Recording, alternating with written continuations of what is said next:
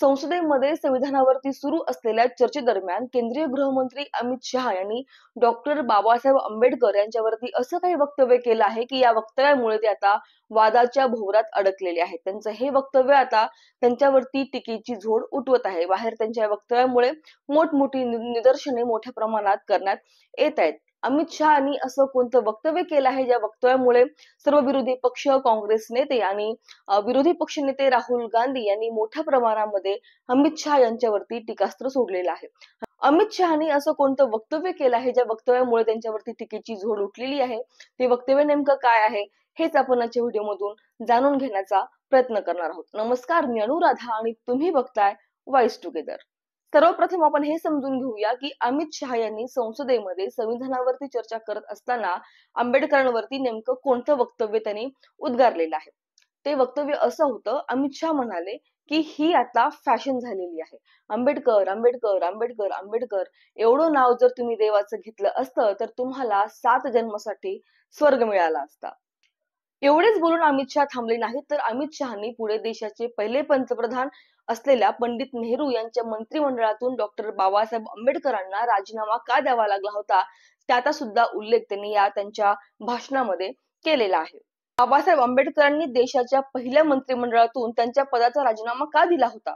अनुसूचित जाती जमातीला मिळणाऱ्या वागणुकीबद्दल आपण असमाधानी असल्याचं त्यांनी अनेकदा सांगितलं होतं. सरकारच्या परराष्ट्र धोरणाशी आणि कलम 370 बाबत देखील ते असहमत होते. बी.सी. रॉय यांनी नेहरूंना पत्र लिहिलं होतं की ज्यावेळेस आंबेडकर मंत्रिमंडळाचा राजीनामा देण्यासाठी इच्छुक होते किंवा त्यांनी ती तयारी केली होती, त्यावेळेस बी.सी. रॉय यांनी नेहरूंना एक पत्र लिहिलं होतं. त्या पत्रामध्ये आंबेडकर आणि राजाजी सारखे 2 महान नेते मंत्रिमंडळ सोडून गेले तर पक्षाचं काय होईल किंवा मंत्रिमंडळाचं काय होईल या आशयाचं ते पत्र होतं. या पत्रावरती नेहरूंनी उत्तर दिलं आहे. त्यात नेहरू म्हणतात की राजाजी जाण्यानं थोडंसं नुकसान होईल, परंतु आंबेडकरच्या जाण्याने मंत्रिमंडळ काही कमजोर होणार नाही, काही नुकसान होणार नाही, असं उत्तर पंडित नेहरू यांनी दिलं होतं.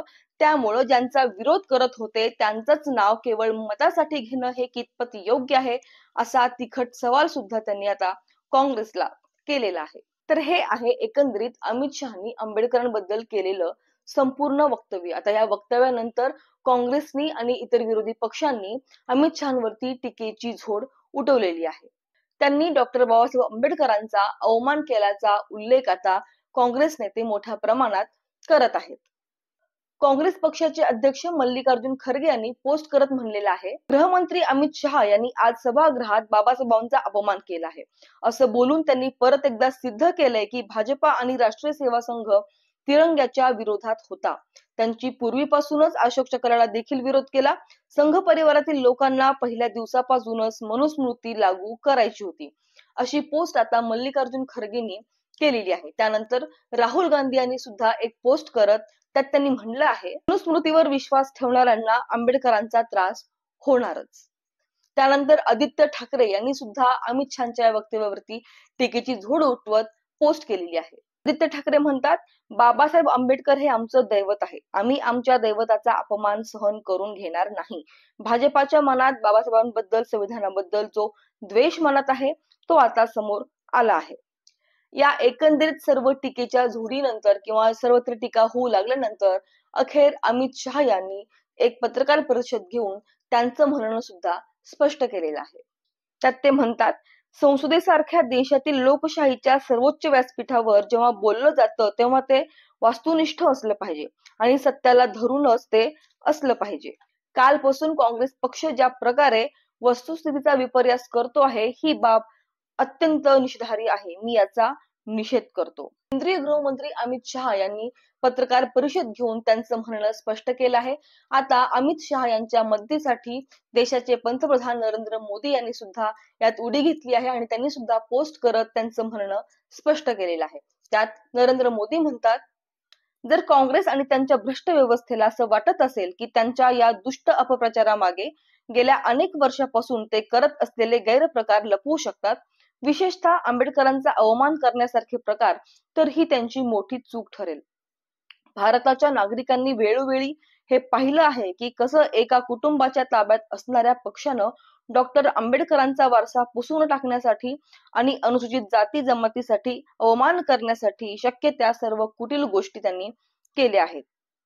अशा प्रकारचं स्पष्ट मत देशाचे पंतप्रधान नरेंद्र मोदी यांनी मांडलेलं आहे. आता या सर्वांनंतर अमित शहा यांच्या बचावासाठी भाजपाचे नेते आता मैदानात उतरलेले आहेत.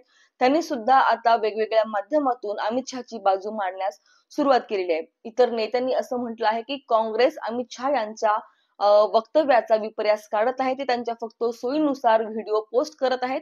तर हा व्हिडिओ अर्धवट असून अमित शहानी केलेल्या संपूर्ण भाषणाचा पूर्ण व्हिडिओ तुम्ही पहा आणि त्याची लिंक सुद्धा त्यांनी अनेक माध्यमावरती टाकलेली आहे. जो व्हिडिओ सध्या मोठ्या प्रमाणात व्हायरल होतोय तो फक्त अर्धवट आहे. संपूर्ण व्हिडिओ पहा आणि मग तुमचं मत ठरवा असं अनेक भाजप नेते मंडळी आता अमित शहाच्या बाजूने उतरून त्यांचं म्हणणं स्पष्ट करत आहेत. अमित शहानी केलेल्या एकंदरीत या वक्तव्याबद्दल तुमचं मत काय आहे? खरंच त्यांनी आंबेडकरांचा अपमान केला आहे का? त्यांनी उद्गार काढलेले आहेत का? की काँग्रेस फक्त ह्या गोष्टीचा मुद्दा बनवत आहे? या सर्वांवरती तुमचं एक एकंदरीत मत काय आहे हे तुम्ही कमेंटमध्ये सांगायला विसरू नका. आजच्या व्हिडिओमध्ये आपण इथेच थांबूया. भेटूया पुढच्या व्हिडिओमध्ये. तोपर्यंत व्हिडिओला लाईक करा, शेअर करा आणि सबस्क्राईब करायला मात्र विसरू नका. धन्यवाद.